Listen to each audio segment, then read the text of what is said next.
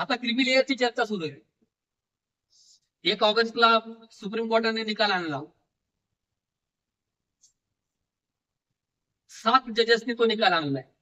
7 जजेसनी तो निकाल आणला. तुम्ही म्हणाल की याचा बजेटशी काय संबंध आजच्या विषयाशी? आहे संबंध. एकदा का क्रिमी लेअर तुम्ही लावलं की योजनांमध्ये तुम्ही क्रिमी लेअर लावणार.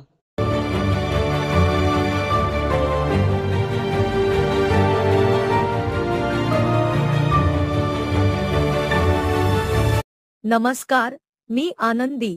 तुम्ही पाहत आहात जनशक्ती. बजेटचा जो मुद्दा आहे हा मागण्याचा मुद्दा नाहीये.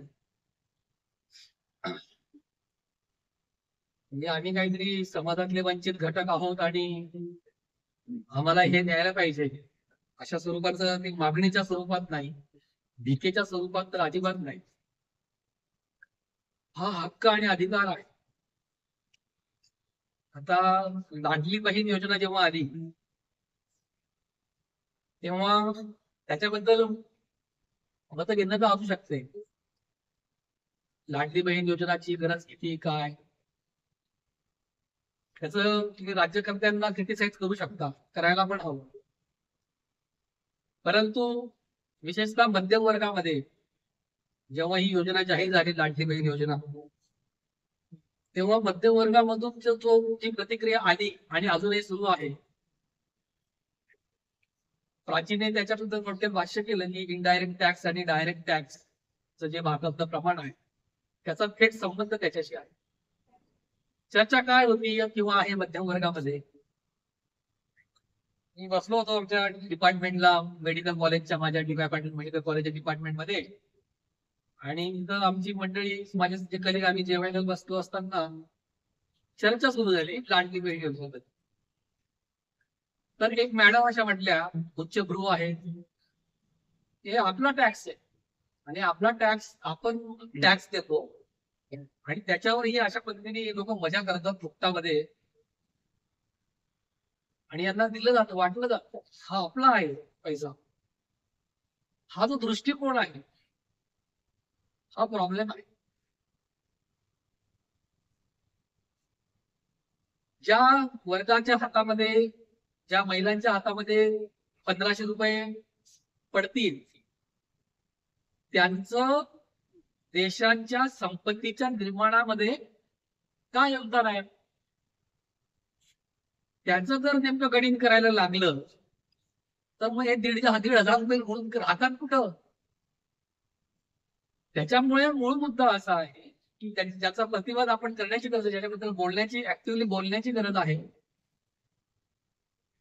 आणि माझ्या माहितीप्रमाणे काही लोक हायकोर्टामध्ये गेले, जे टॅक्स पेअर नावाची, म्हणजे जेव्हा या योजना आल्या तेव्हा टॅक्स पेअर नावाची टॅक्स पेअर्स असोसिएशन तयार झाली. आणि एका ग्रुपवर मी ते ऐकलं की ही भारतातली सगळ्यात मोठी असोसिएशन होणार आहे, टॅक्स पेअर असोसिएशन. कारण की ही मंडळी अस्वस्थ झाली आणि ते म्हटले आमचा टॅक्सचा पैसा आणि सरकार अशा पद्धतीने बुडवतंय, कोणाला तरी भिकाऱ्यांसारखं वाटतंय. की हा जो ऍटिट्यूड आहे, ही जी भूमिका आहे टॅक्स पेअरची आणि मध्यम वर्गाची, की आम्ही सगळा देश चालवतो, संपत्ती आम्ही निर्माण करतो, किंवा भांडवलदार वर्गाची, ज्यांच्या नावाने खरंच पूर्ण सत्ता सुरू आहे, या सगळ्या बॅकग्राऊंडवर, या सगळ्या पार्श्वभूमीवर आपल्याला या बजेटचा, एससी एसटीच्या बजेटचा उल्लेख करायचा, ते समजून घ्यायचं. ही पार्श्वभूमी फार मोठी आहे, छोटीशी नाही आहे. आता एससी एसटी बजेट आपल्याला माहिती की 1974 साली प्रामुख्याने अनुसूचित जमाती, शेड्यूल ट्राईब, आदिवासीच्या संदर्भामध्ये स्पेशल कॉम्पोनंट प्लॅन सुरू झाला. त्याची तरतूद तर संविधानामध्ये आहे, संविधानामध्ये त्याची तरतूद आहे आर्टिकल 275 मध्ये. त्याच्या माध्यमातून हा फंड सेंट्रली अलोकेट होतो. आणि पुढे मग 77, 78, 79च्या दरम्यान मध्ये शेड्यूल कास्ट साठी प्लॅन आला. नंतर त्याच्या संदर्भामध्ये नीती आयोगाच्या गाईडलाईन्स आल्या. आता नीती आयोगाच्या म्हणण्यापेक्षा प्लॅनिंग कमिशनच्या आल्या, योजना आयोगाच्या गाईडलाईन्स आल्या. दरम्यानच्या काळामध्ये नरेंद्र जाधवांच्या अध्यक्षतेखाली समिती नेमण्यात आली, टास्क फोर्स झाला, अनेक गोष्टी घडत गेल्या. त्यामध्ये हा SC ST बजेट नेमकं काय आहे, आपण जर आत्ताचं जर उदाहरण बघितलं 2024-2025 बजेटचं, छोटासा उल्लेख त्याच्याबद्दल करेन आणि मग पुढे बोलीन. दलित आदिवासी बजेट 2024-2025 NCDA 4 आहे दिल्लीचं, आणि दलित आर्थिक अधिकार आंदोलन आणि national campaign on Dalit human rights हे दरवर्षी अशा पद्धतीचे डॉक्युमेंट्स तयार करतात. म्हणजे जसं बजेट येतं, केंद्राचं बजेट येतं, तसं NCDA 4 आणि DA 3 दलित आर्थिक अधिकार आंदोलन हे त्याचं अनालिसिस करतात, विश्लेषण करतात आणि त्याचे डॉक्युमेंट्स जनते समोर ठेवतात. तर हे जे डॉक्युमेंट आहे 2024-2025 ते आपल्याला असं सांगतं की एकूण जो बजेट आहे संपूर्ण देशाचा, त्याच्यामध्ये total eligible central sector schemes आणि सेंट्रली स्पॉन्सर्ड स्कीम्स या 14,41,000 आहे. 14,41,000 आहे. आणि जे ॲलोकेशन आहे SC साठी, म्हणजे SC साठी जो बजेट याच्यातला आला तो 11.5% आला, आणि शेड्यूल ट्राईब साठी, अनुसूचित जमातीसाठी हा 8.4% आला. एकूण जो गॅप आहे, म्हणजे जे मिळायला पाहिजे होतं आणि प्रत्यक्षात मिळालं, तो शेड्यूल कास्ट साठी तो जो गॅप आहे तो 1,66,000 आहे, आणि ST साठी, अनुसूचित जमातीसाठी तो गॅप हा 84,238 कोटी रुपयाचा आहे. शेड्यूल कास्टला एकूण जी रक्कम मिळाली या बजेटमध्ये ती 1,65,958 कोटी मिळाली, आणि शेड्यूल ट्राईबला जे बजेट मिळाला तो एकूण 1,21,023 कोटी एवढा मिळाला. आता याच्यामध्ये जो प्लॅनिंग कमिशन होतं किंवा नरेंद्र जाधवांची समिती होती, यांनी त्याचा उल्लेख केला होता की आभासी रक्कम, आभासी खर्च, आभासी निधी किंवा आभासी योजना, आणि ज्या योजनांचा थेट लाभ लाभार्थ्याला होईल अशा पद्धतीच्या योजना, ज्याला नोशनल स्कीम्स असं म्हणतात, ज्याला आभासी स्वरूपाच्या योजना असं म्हणतात, आणि ज्या डायरेक्ट बेनिफिट देतात, ज्याचा थेट लाभ हा अनुसूचित जाती आणि जमातीमधल्या थेट व्यक्तींना होतो, अशा पद्धतीच्या स्कीम्स. तर असं दिसतं की जे टार्गेटेड स्कीम्स आहेत, ज्याचा थेट डायरेक्ट लाभ हा अनुसूचित जाती जमातीला होईल, त्याचं प्रमाण फक्त 3.1%, आणि 2.5% हे शेड्यूल ट्राईब साठी, शेड्यूल कास्ट साठी 3.1%, आणि शेड्यूल ट्राईब साठी हे अवघं 2.5% एवढं आहे. आभासी योजना जर आपण बघितली शेड्यूल ट्राईब साठी, तर रस्त्यांच्या बांधकामासाठी अनुसूचित जमाती म्हणजे आदिवासींसाठी जो निधी दिला जाणार आहे तो आहे एकूण 16,300 कोटी रुपये. एकूण जो बजेट आहे शेड्यूल ट्राईब साठी, त्याच्यामधला 16,300 कोटी रुपये हा आदिवासींच्या विभागामध्ये आदिवासींच्या साठी हा तेवढा दिला जाणार आहे, 16,300 कोटी रुपये. परंतु हा जो बजेट आहे एवढा मोठा, हा आता समजा जुन्नर आंबेगाव मध्ये रस्ते असतील, खेडमध्ये रस्ते असतील, त्याच्यासाठी वापरला जाईल. हा एका अर्थाने आभासी खर्च झाला. याचा थेट फायदा हा फक्त आदिवासी घेतील असं नाहीये, कुणीही रस्ता वापरणारे जे कोणी असतील ते त्याचा लाभ घेऊ शकतात. त्याच्यामुळे ती जी स्कीम आहे 16,300 कोटीची जी स्कीम आहे ती नॉशनल स्वरूपाची, ती आभासी स्वरूपाची, ती थेट त्या व्यक्तीला, आदिवासींना थेट लाभ देणारी योजना नाही, ती एका अर्थाने टार्गेटेड अशी योजना नाही. अशा पद्धतीनं जर आदिवासी भागामध्ये जेल उभारायचं असेल, एखादं जेल उभारायचं असेल तर दाखवण्यात आलेलं आहे पूर्वी की आदिवासी भागामध्ये जेल बांधलं, प्रिझन बांधलं आणि त्याचा बजेट हा आदिवासी याच्यातनं घेतला.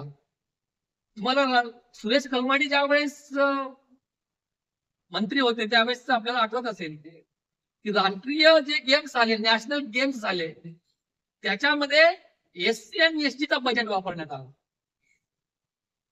त्याच्यामुळे अशा पद्धतीने एका अर्थाने नोशनल स्वरूपाच्या स्कीम्स, या आभासी स्वरूपाच्या स्कीम्स हा मोठ्या प्रमाणामध्ये असतात.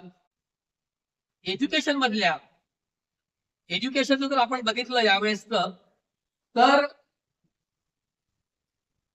ज्या थेट लाभाची योजना जी आहे, परदेशी शिष्यवृत्ती, शेड्यूल कास्टसाठी परदेशी शिष्यवृत्तीसाठीचा जो बजेट आहे तो फक्त 95 कोटी आहे शेड्यूल कास्टसाठी, आणि शेड्यूल ट्राईबसाठी हा बजेट फक्त 6 कोटी आहे. म्हणजे ज्या माध्यमातून म्हणजे एकीकडे आदिवासींच्या मुलांसाठी, तरुणींसाठी जे परदेशी चांगल्या विद्यापीठांमध्ये शिकायला जाऊ इच्छितात त्यांच्यासाठी फक्त 6 कोटी रुपये एसटी साठी, अनुसूचित जमातीसाठी, आणि आदिवासी भागातल्या रस्त्यांच्यासाठी, तथाकथित रस्त्यांसाठी 16,000 कोटी रुपये. म्हणजे हे जे सगळं गणित आहे हे अतिशय अस्वस्थ करणारं गणित या संपूर्ण बजेटमध्ये आपल्याला दिसून येतं. उच्च शिक्षण आपण बघूया. उच्च शिक्षण खरं तर बाबासाहेबांनी सांगितलं होतं की ज्या पद्धतीनं शिक्षण हे वाघिणीचं दूध आहे, महात्मा फुलेंनी सांगितलं की इतके सगळे अनर्थ एका अविद्येने केले. त्याच्यामुळे शिक्षण ही प्रायोरिटी असली पाहिजे, शिक्षण हे प्राधान्यक्रम असला पाहिजे. सगळ्यात महत्वाचं ते प्रगतीचं साधन आहे. या उच्च शिक्षणामध्ये जर आपण बघितलं, प्राथमिक शिक्षणामध्ये शिक्षण हक्क कायदा आला.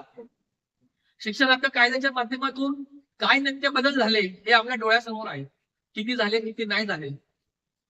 याच्यामध्ये शेड्यूल कास्ट आणि शेड्यूल ट्राईब मध्ये उच्च शिक्षणाचं प्रमाण नेमकं किती आहे तर असं दिसतं, तो अॅन्युअल रिपोर्ट जो येतो याचा हायर एज्युकेशनच्या संदर्भात, अॅन्युअल सर्व्हे जो असतो हायर एज्युकेशन, ASHE असं त्याला म्हणतात, त्याच्यामध्ये असं दिसतं की शेड्यूल कास्टचं जे प्रमाण आहे उच्च शिक्षणातलं, शेड्यूल कास्टचं, अनुसूचित जातीचं उच्च शिक्षणातलं प्रमाण हे 25.9% आहे, आणि शेड्यूल ट्राईबचं उच्च शिक्षणातलं प्रमाण हे 21.2% आहे. म्हणजे त्याला GER म्हणतात, gross enrolment ratio. Gross enrolment ratio कसा काढतात तर 18 ते 23 हा जो वयोगट असतो, या वयोगटातले किती तरुण आणि तरुणी, 18 ते 23 या वयोगटातील किती तरुण आणि तरुणी हे उच्च शिक्षणाचा फायदा घेतात, त्याला म्हणतात GER in higher education, gross enrolment ratio उच्च शिक्षणातला. आता शेड्यूल कास्ट मध्ये मी सांगितलं त्याप्रमाणे 25.9% आणि शेड्यूल ट्राईब मध्ये 21.2%. म्हणजे शेड्यूल कास्ट मधलं जवळपास 74 ते 75% जे तरुण आहेत, जे लक्षात घेण्यासारखा मुद्दा आहे, जवळपास 74 ते 75% तरुण आणि तरुणी शेड्यूल कास्ट मध्ये हे यांचं उच्च शिक्षणाशी काही संबंध नाही. शेड्यूल ट्राईब मध्ये जवळपास 78%, शेड्यूल ट्राईब मध्ये जवळपास 78% तरुण आणि तरुणी असे आहेत 18 ते 23 या वयोगटातील की ज्यांचं उच्च शिक्षणाशी हायर एज्युकेशनची काडीचा संबंध नाही. म्हणजे अशा पद्धतीने गंमत अशी आहे, जेव्हा हे प्रमाण, देशभराचं प्रमाण साधारणतः 9% होतं, म्हणजे संपूर्ण भारताचं उच्च शिक्षणातलं प्रमाण average GER, gross enrolment ratio, जेव्हा 9% होता सरासरी, तेव्हापासून आम्ही या विषयाकडे बघतोय. 9% होता संपूर्ण देशभरात. अरुण निगवेकर त्यावेळेस UGCचे चेअरपर्सन होते. त्यावेळेस हा जो रिपोर्ट यायचा, annual survey on higher education, हा जो रिपोर्ट अहवाल यायचा, पूर्वीच्या वेळी, त्यावेळी सरळ सरळ जनरल कॅटेगरीचं जीईआर किती, म्हणजे सवर्णांचा जीईआर किती, शेड्यूल कास्टचा किती, शेड्यूल कास्ट मध्ये मुलींचा किती, शेड्यूल ट्राईबचा किती, त्याच्यामधलं मुलींचा किती, ही आकडेवारी समोर यायची. माझं ऑब्झर्वेशन असं आहे, माझं निरीक्षण असं आहे या निमित्ताने, की जेव्हापासून नरेंद्र मोदींचं सरकार आलं तेव्हापासून त्यांनी जनरल कॅटेगरीचं फक्त ते काय करतात, ऍव्हरेज सांगतात, परंतु स्पेसिफिक जनरल कॅटेगरीचं जे उच्च शिक्षणातलं प्रमाण आहे सवर्णांचं, ती आकडेवारी ते समोर आणत नाही. माझं निरीक्षण असं राहिलेलं आहे या संदर्भात. स्वातंत्र्य मिळाल्यापासून सवर्णांचं उच्च शिक्षणातलं प्रमाण, लक्षात घ्या हा मुद्दा, स्वातंत्र्य मिळाल्यापासून उच्च शिक्षणातलं उच्च जातवर्गीयांचं, वर्गीय काय शब्द वापरत नाही, उच्च वर्णीयच म्हणतात, उच्च जातवर्णीयांचं प्रमाण हे जगाची जी जागतिक ऍव्हरेज होती, जागतिक सरासरी, जागतिक पातळीवर जी सरासरी असते ती 25 ते 30% होती. जगातली 18 ते 23 या वयोगटातील तरुण आणि तरुणींनी उच्च शिक्षणामध्ये जाण्याचं सरासरी जागतिक प्रमाण हे 25 ते 30% होत. भारतातल्या उच्चवर्णीयांचं प्रमाण हे जगाच्या ऍव्हरेज एवढंच राहील सतत. म्हणजे भारतातले उच्चवर्णीयांचं शिक्षण, उच्च शिक्षणातलं प्रमाण हे जागतिक सरासरी एवढंच, आणि दुसरीकडे मात्र एससी एसटीचं अत्यंत कमी, 3.5%, 4.5%, 5.5%, अशा पद्धतीचं एससी एसटी ओबीसीचं प्रमाण असं राहिलेलं आहे. आता ते वाढलेलं दिसतं आपल्याला. आता अलीकडच्या काळामध्ये हे मी मगाशी सांगितलं त्याप्रमाणे 25.8 आणि काहीतरी 21 जे सांगितलं त्या पद्धतीने आहे. परंतु त्यावेळेस हे जेव्हा प्रमाण एससी एसटीचं एवढं झालं उच्च शिक्षणात, तेव्हा सवर्णांचं प्रमाण किती आहे त्याच्यातलं हे कोण सांगेल? ही आकडेवारी का लपवत आहेत? ही आकडेवारी लपवली जाते. आणि या पार्श्वभूमीवर आपल्याला बजेटचा विचार करायचा, की एकीकडे मी तुम्हाला एक आठवण सांगतो, आता क्रिमी लेअरची चर्चा सुरू आहे. 1 ऑगस्टला सुप्रीम कोर्टाने निकाल आणला. 7 जजेसनी तो निकाल आणलाय. 7 जजेसनी तो निकाल आणला. तुम्ही म्हणाल की याचा बजेटशी काय संबंध आजच्या विषयाशी? आहे संबंध. एकदा का क्रिमी लेअर तुम्ही लावलं की योजनांमध्ये तुम्ही क्रिमी लेअर लावणार. आता परदेशी शिक्षणासाठी जर एससी आणि एसटीचा विद्यार्थी परदेशी शिक्षणासाठी जाणार असेल तर 8 लाखाचं इन्कम लावलेलं आहे, त्याला ऑलरेडी क्रिमी लेअर लावून टाकलेला आहे. इतरही योजनांसाठी क्रिमी लेअर लावले जाण्याचा धोका. आता बरेच काही मंडळी असतील, काही मंडळीचे फोन आले, त्याच्यामध्ये काही समाजवादी मंडळी पण होती, त्याचे मला फोन आले, अरे हे कसं, म्हणजे थोडक्यात त्यांना जाणून घ्यायचं होतं की माझी भूमिका काय आहे क्रिमी लेअरच्या बद्दल. मग त्यांनी मला सांगितलं, अरे जर एक कलेक्टरचा पोरगा आहे शेड्यूल कास्ट मधला आणि एक मजुराचा पोरगा आहे, मग कोणाला प्राधान्य द्यायचं, असा त्यांनी फार भोळा भावडा प्रश्न मला विचारला. त्याचं सविस्तर उत्तर देण्याची गरज आहे, देईन पण मुद्दा असा आहे की या चर्चेचा थेट परिणाम हा योजनांच्या संदर्भात होईल. काही वर्षा अजित पवार यांनी एक GR काढलं. काय GR काढलं? पालकांचं वार्षिक उत्पन्न 1 लाखापेक्षा जास्त आहे, ज्या पालकांचं वार्षिक उत्पन्न 1 लाखापेक्षा जास्त आहे त्या पालकांच्या पाल्यांची मुलामुलींची जी फी आहे व्यावसायिक अभ्यासक्रमासाठीची, म्हणजे MBBS, engineering, dental, nursing, pharmacy, architect, हे सगळे झाले प्रोफेशनल कोर्सेस, म्हणजे व्यावसायिक अभ्यासक्रम. या अभ्यासक्रमाची तुम्हाला माहिती आहे की ही जी सगळी मोठी जी कॉलेजेस आहेत, व्यावसायिक अभ्यासक्रमाची जी कॉलेजेस आहेत ही फार कमी सरकारी आहे. आर्ट्स कॉमर्स सायन्स कॉलेज सरकारी जास्त आहे, अनुदानित जास्त आहे. व्यावसायिक अभ्यासक्रम ज्याला आपण म्हणतो ती कॉलेजेस जास्तीत जास्त प्रमाणामध्ये खाजगी आहेत, विना अनुदानित आहेत. आता या विना अनुदानित महाविद्यालयांमध्ये जो एससी आणि एसटीचा, एनटीचा, ओबीसीचा आणि आता ईडब्ल्यूएसचा जो विद्यार्थी शिकायला जातो त्याचा एसटी आणि एसटी जर असेल तर त्याची संपूर्ण फी सरकार भरतं. आता मेडिकल असेल, इंजिनिअरिंग असेल, डेंटल असेल, नर्सिंग असेल, आर्किटेक्ट असेल, फार्मसी असेल, याची फी एससी एसटीची सगळी फी, एनटीची पण सगळी फी सरकार भरतं. अजित पवारांनी 2013 मध्ये जी आर काढला अचानक. ते उपमुख्यमंत्री, ते अर्थमंत्री होते आणि त्यांनी सांगितलं की 1 लाख ही इन्कमची क्रायटेरिया राहील. 1 लाखाच्या वर जे लोक असतील त्याची फी आम्ही भरणार नाही. रातोरात जी आर काढला. याचाच इथं संबंध आहे तो पुढच्या बजेटचा. आम्हाला जेव्हा हे कळलं, दुसऱ्या दिवशी आम्हाला कळलं की आपले मुख्यमंत्री पृथ्वीराज चव्हाण साहेब होते, ते सर्किट हाऊसला येणार होते. तिथं सर्किट हाऊसला. आणि मग आम्ही पुणे शहराचे जे काँग्रेसचे अध्यक्ष आहेत अभय छाजे यांना भेटलो आणि त्यांच्याकडनं विनंती करून आम्ही पृथ्वीराज चव्हाणांची वेळ घेतली सर्किट हाऊसमध्ये. आणि आम्ही या ठिकाणी ऍडव्होकेट मोहन वाडेकर साहेब पण आहेत, आम्ही जे सगळे आपले आंबेडकरी चळवळीतले कार्यकर्ते आम्ही सगळे जाऊन धडकलो सर्किट हाऊसला. अभय छाजेडांनी त्यांची भेट घालून दिली आणि आम्ही चर्चा करायला लागलो. तर ते पृथ्वीराज चव्हाण साहेब असे बाहेर आले. बाहेर येता येता आम्ही त्यांना भेटलो.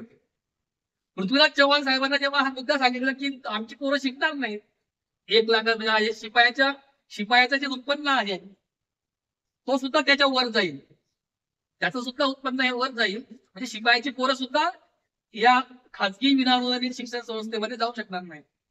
तर पृथ्वीराज चव्हाण अगदी उत्स्फूर्तपणे बोलले की मग कर्ज काढा, तुम्ही कर्ज काढा आणि शिका. आमचं तिथं सनक गेली आणि आम्ही चिडलो सगळ्यांना. काय फार लोक नव्हतो, आम्ही 10-12 जण होतो.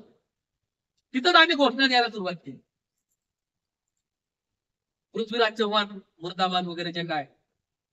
तिथून आम्ही बाहेर पडलो आणि त्याच्यानंतर दैनिक सम्राटने बातमी लावला दुसऱ्या दिवशी. मी बोललो त्यांच्याशी, आपले हे वारले ते दैनिक सम्राटचे बबनराव, त्याच्याशी बोललो. त्याच्या दुसऱ्या दिवशी फ्रंटलाईनला बातमी दिली, दलित आदिवासींनो कर्ज काढून शिका. मुख्यमंत्री पृथ्वीराज चव्हाण. संपूर्ण राज्यभर वातावरण पेटायला लागले. आम्ही ते मुवमेंट सुरू केली, आंदोलन सुरू केलं. दैनिक सकाळमध्ये मी लेख लिहिला आणि नंतर मग ते सगळं राज्यभर लोकप्रतिनिधी, एससी एसटीच्या लोकप्रतिनिधींना पण ते सगळं पोहोचवलं आणि संपूर्ण राज्यभरात माहोल तयार झाला. आंदोलनं सुरू झाली. पुण्यामध्ये आमचं आंदोलन सुरू होतं आणि आम्हाला निरोप आला कलेक्टर ऑफिसच्या समोर की अजित पवारांनी तो जी आर मागे घेतला. आमचं आर्ग्युमेंट काय होतं ते लक्षात, हे मी कशासाठी सांगतोय. आम्ही युक्तिवाद त्यावेळेस असा केला की आमचं बजेट आहे,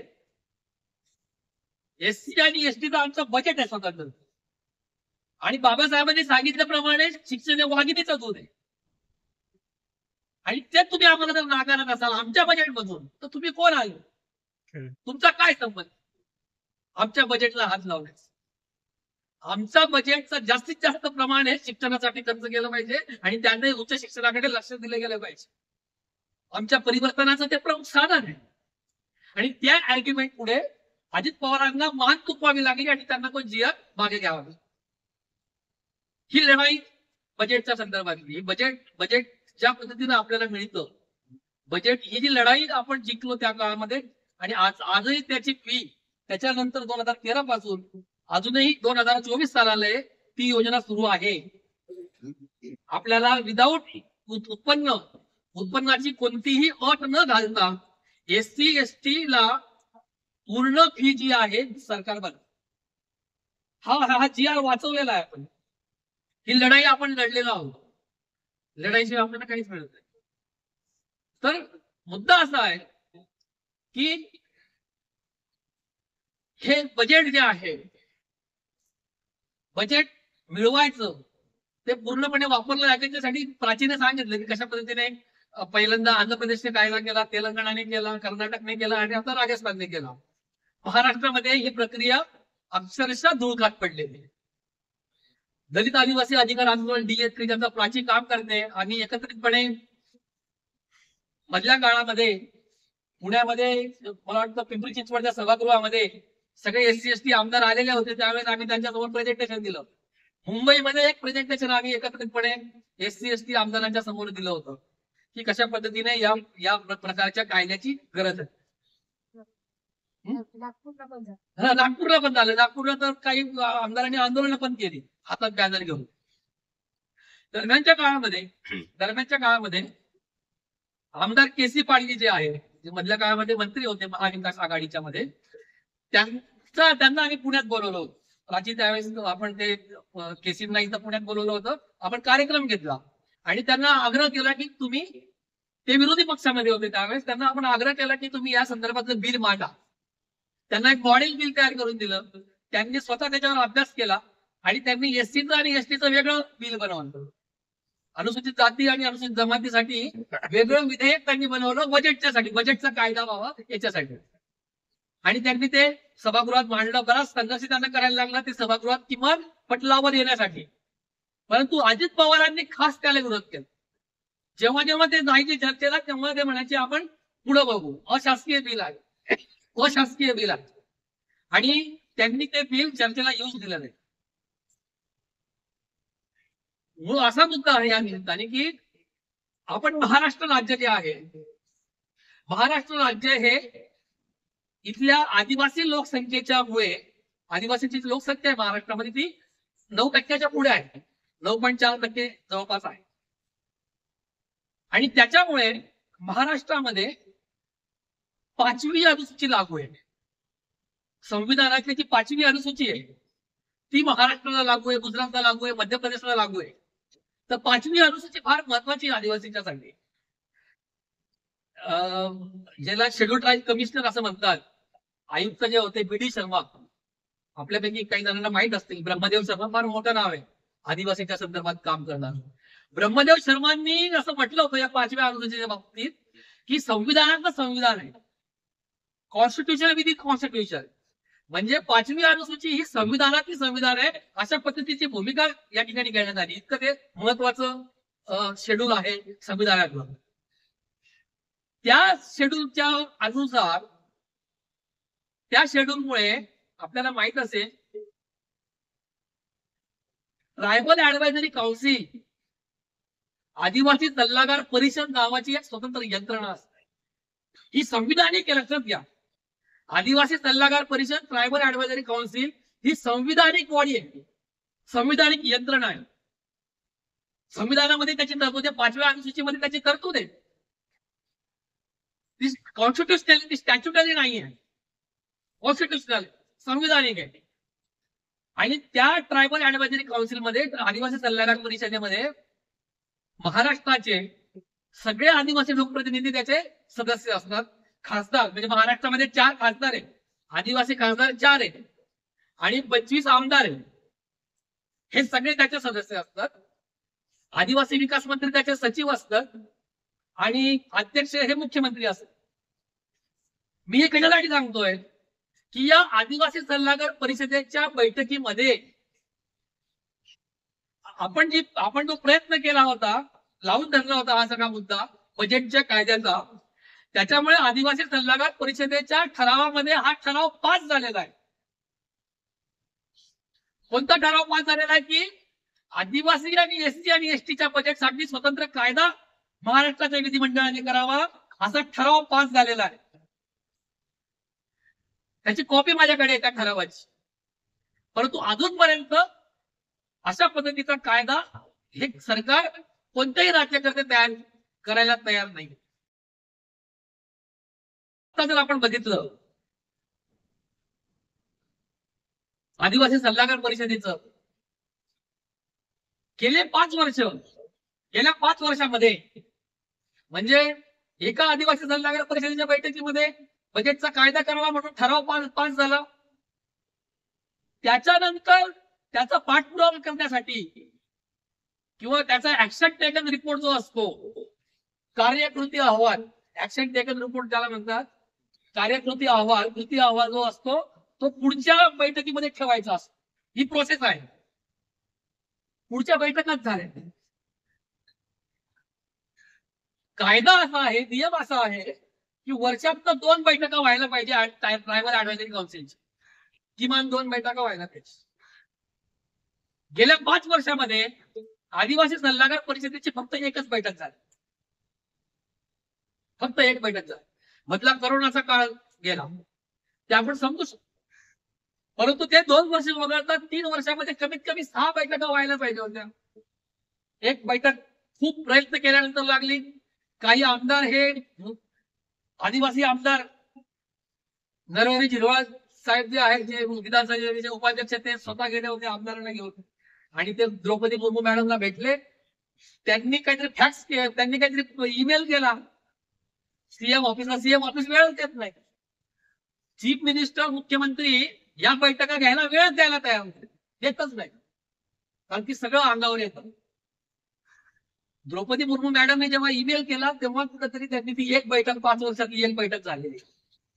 म्हणजे या कायदा बजेटचा कायदा होण्यासाठीची जी प्रक्रिया आहे, जो पाठपुरावा आहे, जो ट्रायबल ऍडव्हायझरी काउन्सिलच्या माध्यमातून होऊ शकतो, ते व्हायला तयार नाही. अशा पद्धतीनं जर वाटतंय या सगळ्या चर्चेमध्ये ज्या गोष्टी करण्याची गरज आहे, प्राचीने सगळं सविस्तर खूप छान मांडणी केली की त्याच्या सगळ्या टेक्निकल ऍस्पेक्ट जे आहेत ते सगळ्या तिने सांगितले. परंतु राजकीय पातळीवर आणि सामाजिक पातळीवर नेमकं आपल्याला काय करता येऊ शकतं हे आपण जर बघितलं, मला असं वारंवार दिसतं की आदिवासी आमदार जे आहे, म्हणजे माझा गेल्या काही वर्षांचा अनुभव, आदिवासी आमदार हे पटकन एकत्र येताना दिसतात. 10-20 आमदार फार पटकन जमतात. शेड्यूल कास्ट मधले आमदार एकत्र यायलाच तयार नाही. आणि हा फार मोठा फरक मला जाणवतो. आणि त्याच्या पाठीमागं कारण काय आहे, ही उदासीनता कशामुळे आहे, ही मला कळायला मार्ग नाहीये. म्हणजे एका अर्थाने आंबेडकरी चळवळ त्या पातळीवर कमी पडताना दिसते सगळ्या लोकप्रतिनिधींना एकत्र आणायला. हे जर सगळे लोकप्रतिनिधी, एससी शेड्यूल कास्ट लोकप्रतिनिधी, शेड्यूल ट्राईब लोकप्रतिनिधी, आता 5 खासदार हे शेड्यूल कास्टचे, महाराष्ट्रामध्ये एकूण जे खासदार आहेत 5 खासदार हे शेड्यूल कास्टचे आहेत आणि 4 खासदार हे शेड्यूल ट्राईबचे आहेत. 9 खासदार आहेत. देशभरामध्ये फार मोठ्या संख्येने एससी एसटी खासदार आहेत. देश पातळीवर असा कायदा होऊ शकतो, तेवढी ताकद आहे. जेव्हा रामविलास पासवान व्हीपी सिंगांच्या काळामध्ये अतिशय ऍक्टिव्ह होते त्यावेळेस एससी एसटी खासदार एकत्र यायचे. ती प्रक्रिया जवळपास थांबलेली आहे. चळवळीच्या दृष्टिकोनातून मला असं वाटतं की सगळ्यांनी आपण असा प्रयत्न केले पाहिजे की पक्षाची हे ओलांडून सगळे एससी एसटी आमदार, सगळे एससी एसटी खासदार एकत्र आले पाहिजेत आणि कॉमन अजेंडावर त्यांनी संघर्ष केला पाहिजे सत्ताधाऱ्यांशी. हे करण्याची गरज आहे. जे पॉलिटिक्स आहे, म्हणजे काय होतं की एकदा मी आपल्या दलित आदिवासी अधिकार आंदोलनाचं जे ऑफिस आहे, माणुसकी सेंटर, येरवड्यामध्ये माणुसकी सेंटर आहे, तर असंच आमचं बजेटचं सेशन चालू होतं. बजेटच्या या एससी एसटी बजेटच्या संदर्भात चर्चा सुरू होती. गमतीदार गोष्टी आहे.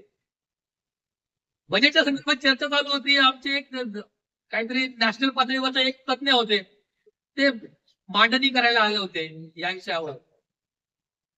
आणि ते म्हटले की आपण या मागणीसाठी आपण काही करायला पाहिजे. म्हटलं नेमकं काय, काही म्हणजे काय? ते म्हटले गरज पडली तर आपण आरएसएसच्या हेडक्वार्टरवर जाऊन त्यांच्या आरएसएसच्या प्रमुखाला सांगितलं पाहिजे की तुम्ही असं करा. स्वयंसेवी संस्थांचं राजकारण, त्यांचं राजकारण असतं. म्हणजे ते स्वतःला म्हणतात की आम्ही अराजकीय आहोत. अराजकीय असणे घोषित करणं हे त्यांचं राजकारण असतं. तर अशा पद्धतीनं आरएसएसच्या हेडक्वार्टरवर जाऊन हात जोडून त्यांच्याकडून अशी मागणी हे करणारे असाही एक वर्ग आपल्याकडे असू शकतो. तो मी बघितलेला आहे. बजेटचा पॉलिटिक्स हे त्याच्या पलीकडे आहे. काय झालंय की गेले अनेक वर्ष आपण, म्हणजे मला असं कधी कधी भीती वाटते या बजेटच्या बद्दल बोलताना आधी संविधानाचं जे तत्व आहे, संविधानातलं ज्या प्रियांबल मधलं तत्व आहे समाजवाद, त्याला आपण सोडचिठ्ठी दिली का? तो सोडून दिलाय का तो विषय? हे एका अर्थाने मला शंका येते कधी कधी की हे एनजीओच्या अति प्रेमात पडल्यामुळे कधी कधी काही गोष्टी घडतात.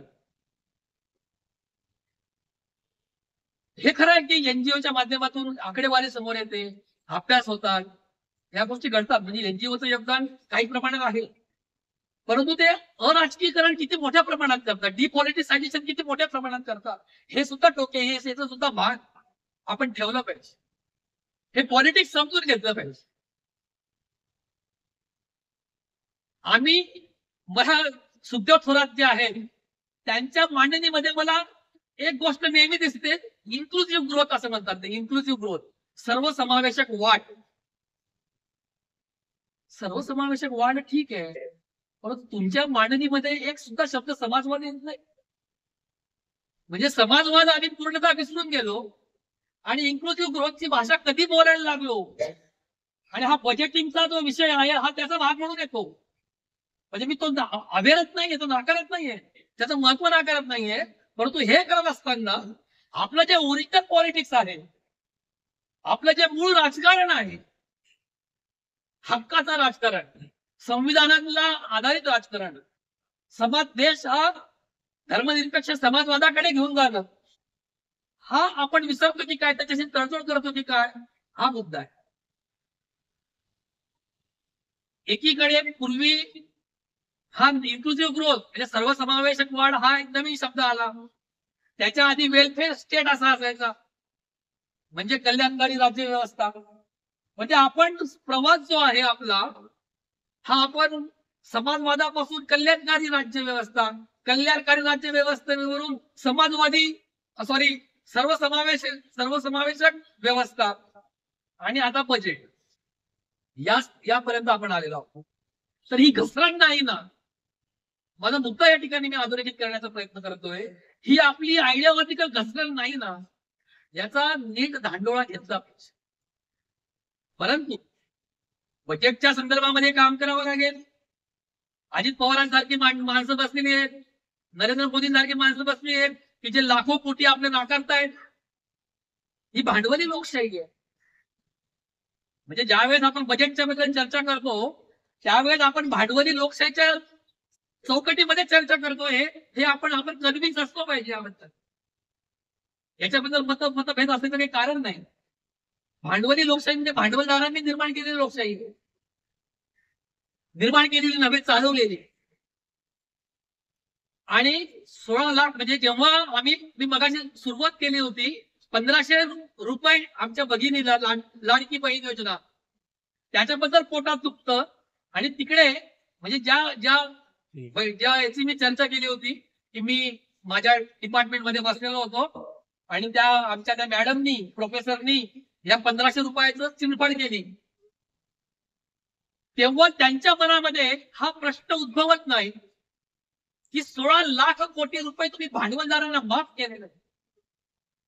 16 लाख कोटी. काही लोकांचा तर तो अंदाज म्हणणं आहे की कमीत कमी 30 लाख कोटी. म्हणजे एकीकडे भांडवलदार वर्गाला ऑफिशियली 16 लाख कोटी आणि अनऑफिशियली 30 लाख कोटी पर्यंत तुम्ही कर्ज माफ करतात, त्यांना सवलती देतात. आणि या ठिकाणी तुम्ही आमच्या पोरांना, आदिवासी पोरांना परदेशी शिक्षणासाठी 96 कोटी रुपये देतात. हा जो विरोधाभास आहे, हा विरोधाभास व्यवस्थित अधोरेखित करण्याची गरज आहे.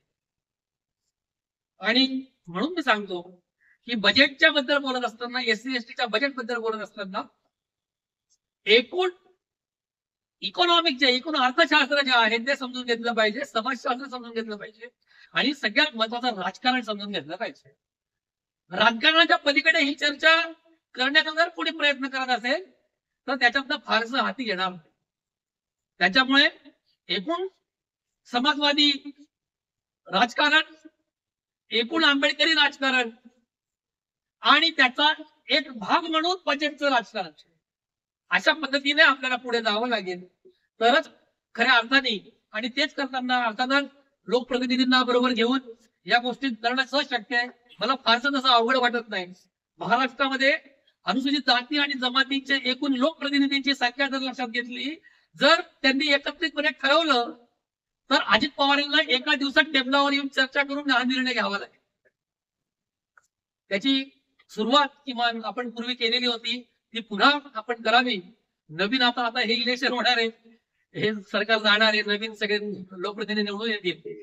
मला वाटतं त्यावेळेस तरी आपण हा मुद्दा एकत्रितपणे पुढे घेऊन जावा अशी अपेक्षा या ठिकाणी मी व्यक्त करतो आणि थांबतो. जय भीम, जय बिरसा.